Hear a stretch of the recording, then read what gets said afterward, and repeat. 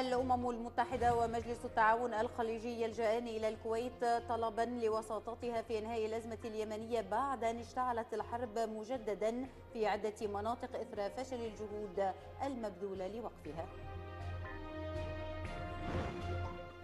الإمارات العربية المتحدة تمنح العاهل السعودي الملك سلمان بن عبد العزيز أعلى أوسمة الدولة تقديرا لجهوده المتميزة على كافة الأصعدة. ووزراء خارجية التعاون الخليجي بدأوا اجتماعاتهم التحضيرية لقمة البحرين.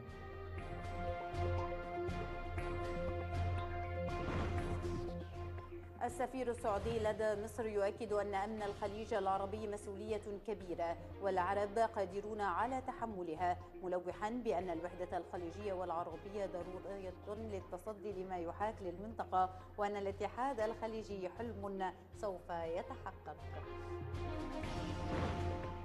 الكشف عن تقديم الاتحاد الأوروبي عرضا ماليا كبيرا للحكومة السورية والرئيس الأسد لتسوية الأزمة.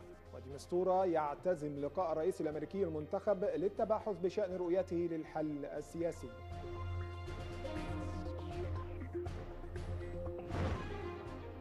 الجيش العراقي يستعيد السيطرة على 4 قرى في المحور الشمالي الشرقي لمدينة الموصل، وكارتر يؤكد الحاجة لبقاء قوات التحالف في العراق حتى بعد التخلص من تنظيم داعش الإرهابي.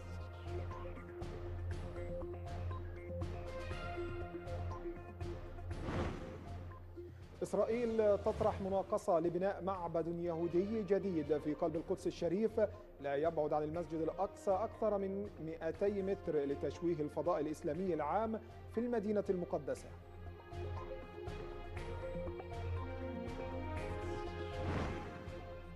الحكومة الإيرانية تهدد بتعليق تنفيذ بنود الاتفاق النووي في حال مددت الولايات المتحدة العقوبات المفروضة عليها، ووزير الدفاع الأمريكي يؤكد أن واشنطن لا تريد أن ترى روسيا عدوا لها.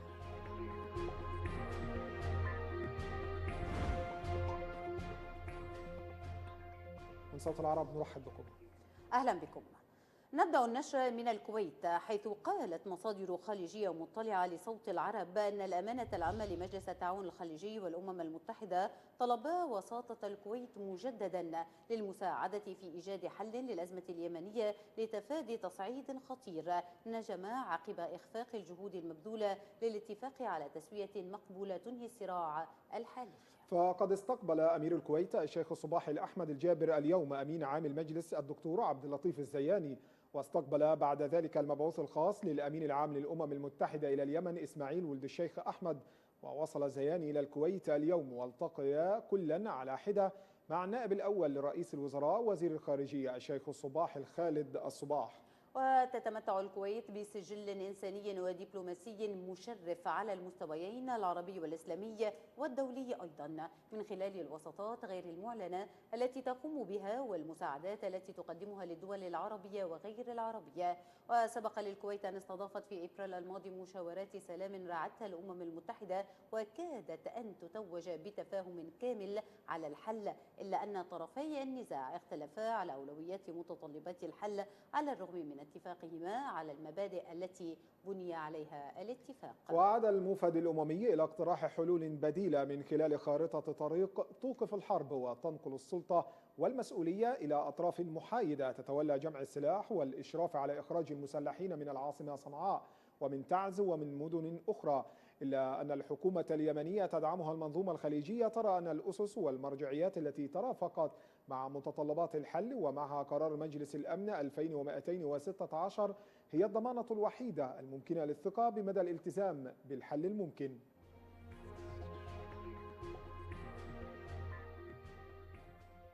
وفي إطار العلاقات الخليجية المتميزة، منحت دولة الإمارات العربية المتحدة ليلة أمس العاهل السعودي الملك سلمان بن عبد العزيز أعلى أوسمة الدولة. وقام ولي عهد أبو ظبي الشيخ محمد بن زايد بتقليد العاهل السعودي الذي يزور الإمارات في إطار جولة خليجية وسام زايد بحضور الشيخ محمد بن راشد نائب رئيس الدولة رئيس الوزراء حاكم دبي وبقية حكام الإمارات والوزراء. هذا وأشار مراقبون خليجيون إلى أن زيارة العاهل السعودي للإمارات تعكس روح التعاون التي تجمع قيادتي البلدين اللتين سخرتا كل الجهود من أجل الارتقاء بوطنيهما وشعبيهما وتعزيز الازدهار والتقدم في كافة المجالات. وعمل معا على توثيق الأواصر المتينة التي تجمع شعوب دول مجلس التعاون الخليجي، وهو ما يبرز أهمية وحيوية وقوف البلدين صفا واحدا بتعاونهما الراسخ والاستراتيجي وتنسيقهما المستمر في القضايا التي تهم مجلس التعاون الخليجي والمنطقة العربية والأمة الإسلامية.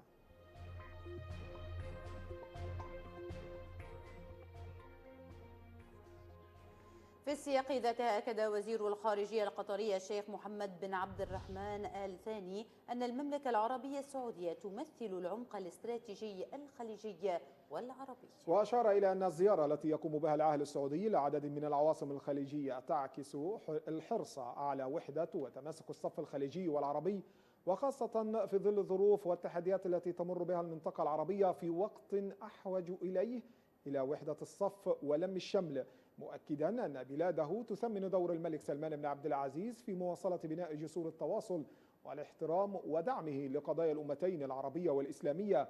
وشدد الدبلوماسي القطري على أهمية ما تمثله المنظومة الخليجية المتماسكة من أهمية جيوسياسية تتقاطع عندها مصالح الكثير من دول العالم الاقتصادية أو السياسية أو الأمنية.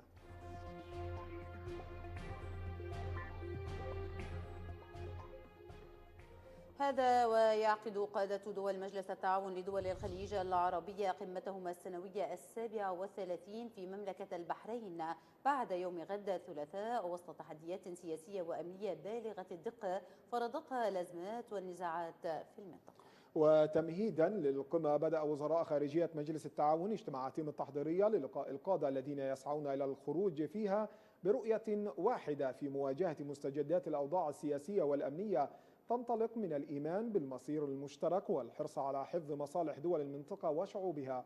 وسيناقش القادة في الدورة 37 عددا من القضايا الإقليمية والدولية ذات الاهتمام المشترك، بالإضافة إلى بحث مسيرة العمل الخليجي التكاملي وسبل الخروج بقرارات تدعم طريق التكامل في جميع المجالات تجسيدا للروابط التاريخية والمصيرية بين قادة وشعوب دول المجلس.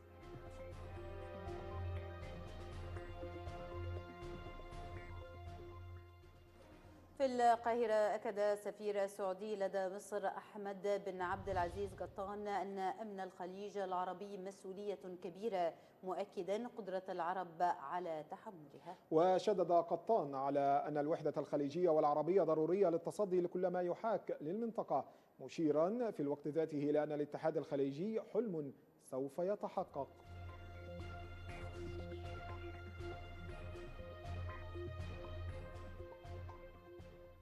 في تطورات الأزمة السورية، كشفت صحيفة ذا تايمز البريطانية عن الاتحاد الأوروبي عرض مساعدة مالية كبيرة لحكومة سوريا والرئيس بشار الأسد في محاولة أخيرة مستميتة للحفاظ على النفوذ الغربي على نتيجة الحرب في ذلك البلد.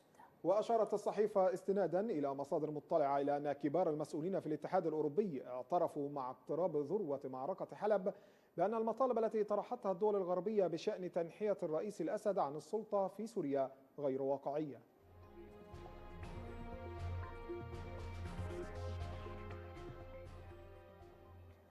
من جهته كشف ستيفان دي مستورا المبعوث الأممي الخاص إلى سوريا عن نيته عقد لقاء مع الرئيس الأمريكي المنتخب دونالد ترامب لبحث العوائق الخارجية التي يواجهها والتي تحول دون إيجاد حل مقبول للأزمة السورية. تصريح دي مستورا جاء خلال كلمته التي أدلى بها في مؤتمر الحوار المتوسطي الذي انعقد في العاصمة الإيطالية روما. وذكر دي مستورا أن ترامب قد أعلن مرارا عن خطته للتوصل إلى اتفاق مع الرئيس الروسي فلاديمير بوتين بشأن محاربة تنظيم داعش الإرهابي، ودعا إلى استلهام العبر والدروس من العراق وليبيا، ما يعني ضرورة إيجاد حل سياسي شامل في سوريا.